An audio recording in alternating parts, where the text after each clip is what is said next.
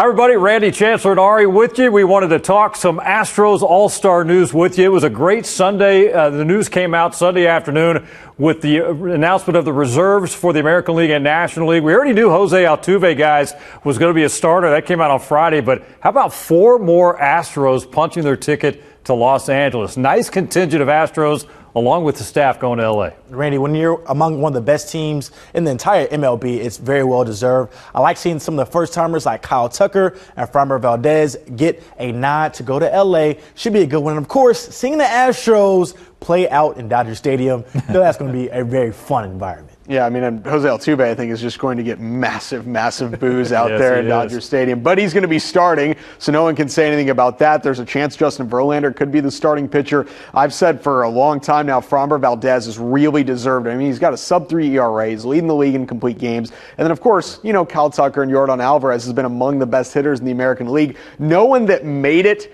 didn't deserve it for the Astros. 5 guys, I think they could have had a couple more.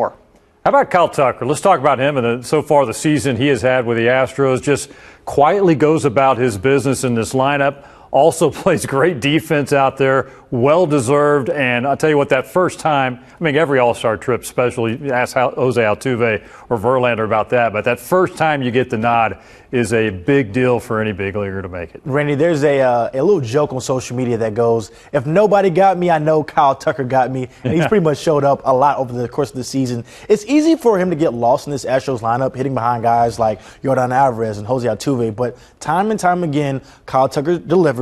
And I'm excited for fans to get to see him do that as well out in L.A. Yeah, he's simply been one of the best hitters in baseball this year. He's been one of the best defenders in the outfield this year. And I think you got to get that first one out of the way. Sometimes it's hard for a guy who's coming up to get that first All-Star nod. But I think once you get the one, it's easier to get that second one and that third one. So I think Kyle Tucker should be a perennial All-Star as he starts to get into his prime. Very impressed with what he's done over the past, year and 3 quarters, where he's just turned into an absolute monster. Well deserved for him in the All-Star game. I want to ask you guys' opinion. We can all weigh in. Yordan Alvarez, what a year he's had so far, hitting 306, 26 homers, and I think 60 RBIs now.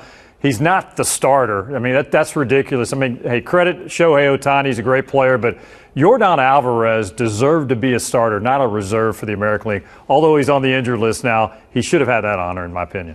I definitely agree. He's playing at an AL MVP level. Absolutely. He's up there right there with Aaron Judge right now. But, of course, with Shohei Ohtani, he has a massive support system, not only here in the U.S., but, of course, overseas as well. But as you just mentioned, the numbers speak for itself. Numbers do not lie. And Yordan Alvarez, I think, should have been the starting DH there for the American League. Yeah, I mean, if the Yankees weren't so good and Aaron Judge wasn't having the home run season that he's having, Yordan would be a clear MVP leader. I think he's probably the runner-up in the MVP race right now, but he's well ahead of Shohei Ohtani. And I know that Shohei Ohtani does things that no one has seen for 100 years, but Yordan has been a better hitter. Ohtani is going to get into the game either way. You're going to please your fans that want to see Ohtani here and overseas. It's obviously very tough on Yordan when you have the whole country of Japan voting for Shohei Ohtani, and Yordan is localized to Houston fans, and then you have fans outside of Houston that don't want to vote for him because he plays for the Astros. He definitely deserved to be the starting DH. There's a chance he could win the MVP,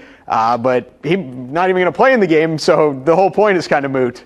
To that point, if that's the case, how long will this go on? Because Shohei Ohtani is not going anywhere. He's going to continue to make All-Star games, and so will Yordan Alvarez. So at some point, if Alvarez continues to outplay Shohei Ohtani, specifically from the DH spot, at some point he has to get the nod, and we have to do something about that. We'll make a special spot for him. Yeah. Just make a Shohei Ohtani spot because he's going to get ticket there. Yeah, he's playing well enough. Sure. He's the only guy in 100 years to do what he does, and just literally just call it Shohei and just put him into the Shohei spot there it is. Every year until he's not a good player anymore, which hopefully won't be for a long time. And that way, Shohei gets in, everyone's happy to see the biggest draw in baseball, and then Yordan gets what he deserves. Make a Shohei spot. Why not? Get creative. Let's make it happen. Hey, before we wrap it up, Ari, I know you got a little hot on Sports Sunday last night. Who on the Astros got robbed and was not included? We might be here for a while. Well, so first of all, I think Jeremy Pena could have had a case to make it, but I'm okay with them choosing Andres Gimenez Alvarez from the Guardians rather. Sorry, he's had a great year so far. Him and Pena kind of run neck and neck for what they're doing. That one sort of makes sense. The one that doesn't make sense to me is picking Pablo Lopez of the Orioles and Gregory Soto of the Tigers over Ryan Stanek. Why?